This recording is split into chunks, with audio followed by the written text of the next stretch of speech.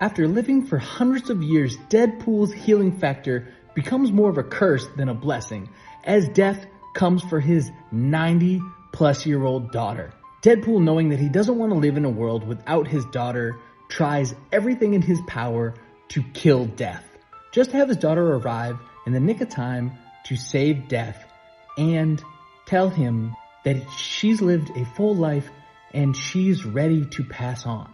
Knowing that Deadpool doesn't want to live in a world without her, she devises a plan to detonate a neutrino bomb that will vaporize both of them in an instant.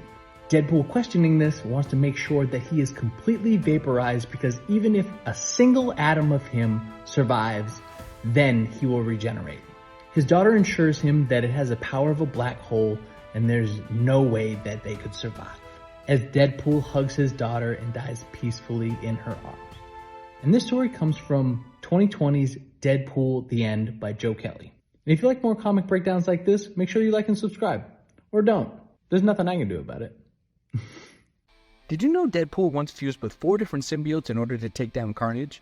After Carnage goes on a crazy killing spree and starts taking out as many people as possible, Deadpool goes after him. After a fierce battle in multiple different locations, Deadpool gets disembodied by Carnage. And in this moment, the symbiotes that don't have hosts right now pull together in order to create Hybrid, which is an amalgamation of Deadpool, Phage, Lasher, Riot, and Agony, all coming with their individual abilities in one single Hybrid Deadpool.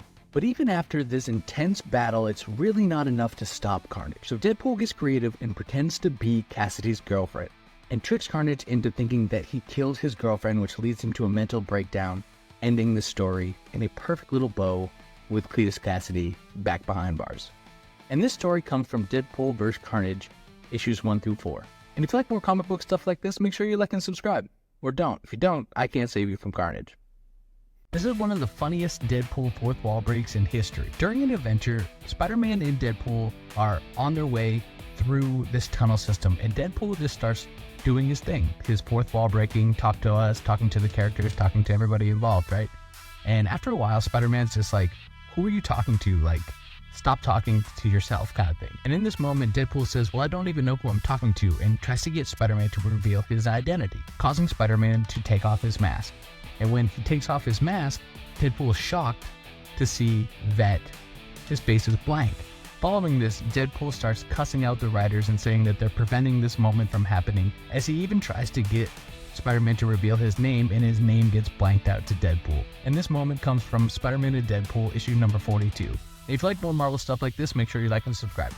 After Death goes missing and everyone seems to be coming back to life and turning into zombies, Deadpool can no longer kill people for money, so he ends up teaming up with the one person who is obsessed with death, and that is our boy Thanos. And they go on a magical ride to try to figure out what happened to Death, to find out that Death was kidnapped by Eternity.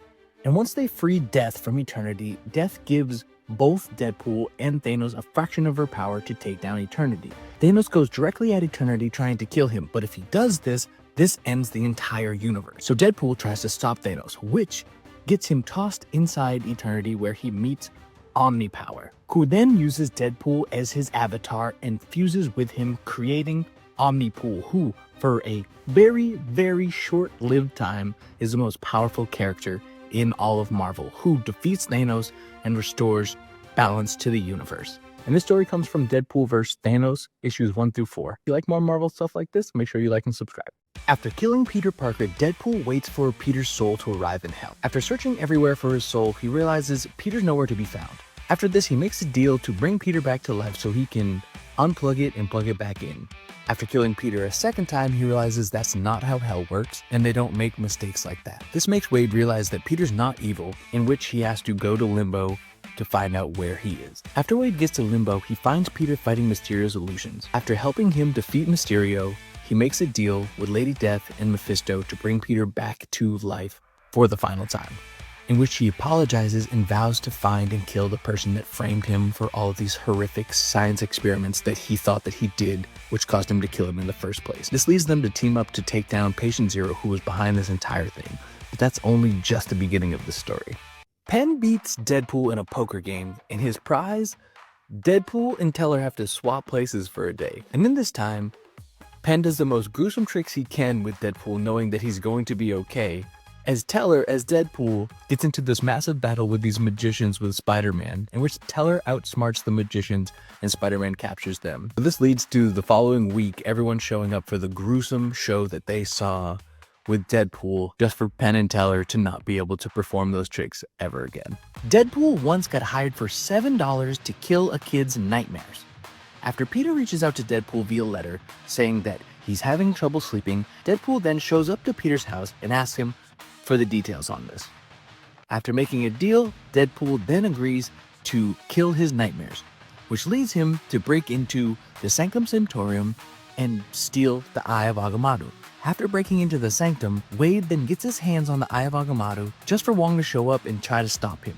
Wade then realizes while wearing the Eye of Agamotto, all he has to do is knock himself out to get to the Dream Realm, in which he just jumps out the window to do this, knowing that he's not going to die. After arriving into the Dream Realm, he runs into Nightmare, who refuses to help him find Peter's dreams. After attacking him and Wade defeating all of the things that he throws at him and just being relatively annoying to Nightmare, he then agrees to help. After showing him Peter's nightmares, he notices that the gnome in his nightmares has the face of his babysitter. Deadpool then rips off the Eye of Agamotto and runs to Peter's house, in which he beats up the babysitter and gets him arrested. Deadpool looks Peter in the face and says, "Son, you still owe me $7. Gwenpool is extremely overpowered, and I mean she might even be more powerful than Deadpool. Being a real girl who was transported into the comic book space, she is fully aware of the fact that she is in a comic book, and she takes full advantage of it. From erasing dialogue, from jumping from panel to panel, and even at times exiting the comic entirely, as well as changing the villains when she doesn't like what the villain is doing or wants a more romantic storyline instead of this power chase or this big battle. Or will just add things to the story to spice it up. Like one time she just summoned an entire army of boy pools, and even goes back and forth with Deadpool himself often, in which she most of the time comes out on top. But she's also aware that all of these changes can be short-lived and the editors have the final say. And if you like more Marvel breakdowns like this, make sure you like and subscribe.